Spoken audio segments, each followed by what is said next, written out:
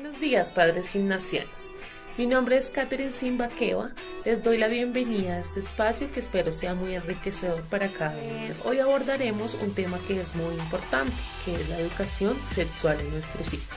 Para ello lo dividiremos en 5 momentos. El primero, hablaremos de la importancia de la educación sexual. El segundo, hablaremos de los derechos sexuales por la UNESCO. El tercero, cuándo hacer educación sexual. El cuarto, hablaremos sobre la educación, en qué momento y en qué etapas del desarrollo se debe hacer. Y el quinto momento, hablaremos sobre los tips de cómo responder a una conversación o a una pregunta difícil. ¿Por qué es importante hablar de la educación sexual?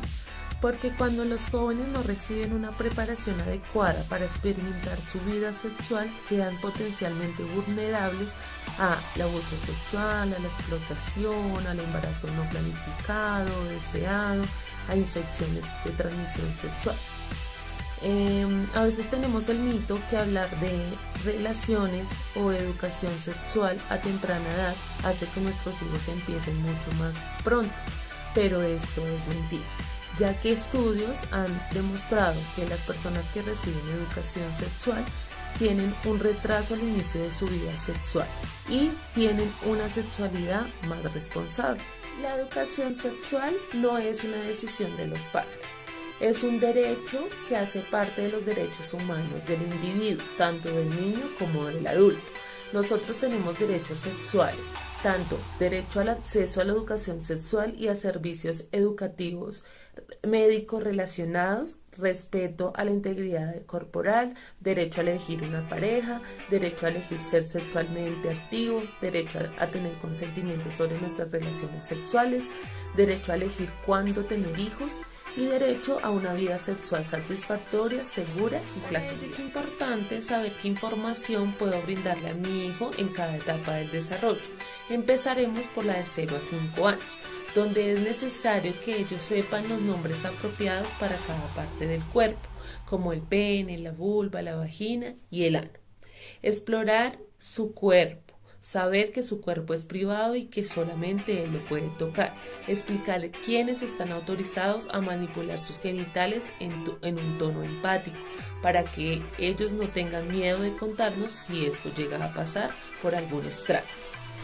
Deben saber que hay diferentes tipos de familia, que no todas las familias están conformadas por los mismos. En la etapa de 5 a 7 años es necesario mostrarle a nuestros niños que nuestro cuerpo tiene cambios, así como tiene cambio en nuestros vellos, en la voz, en los senos, nuestros genitales cambian.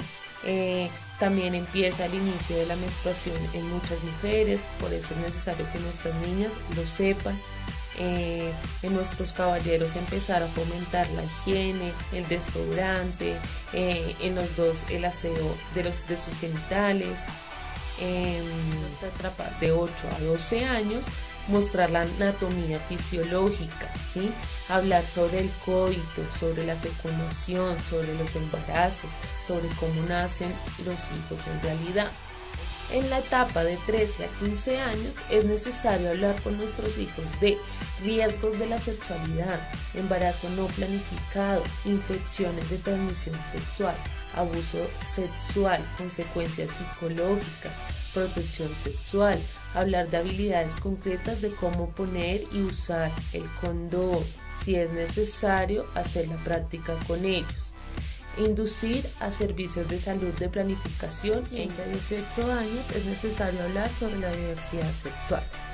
Hacerles entender que todos somos personas con derecho a ser respetadas y amadas, independientemente de su diversidad.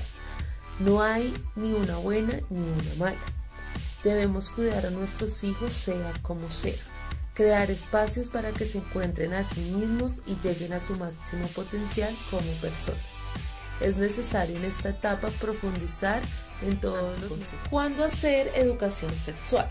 La educación sexual se debe hacer a lo largo del crecimiento de nuestros hijos y de nuestras hijas. Para ello es necesario que no sea una charla con libreto claro, que no sea algo estricto, que busquemos oportunidades adecuadas es lo ideal. Para terminar, hablaremos de algunos tips que nos puedan servir al momento de tener una conversación o una pregunta difícil, los cuales son tener disponibilidad absoluta. Si estamos haciendo algo, dejar de hacerlo y ir a hablarles a ellos con toda la atención prestada.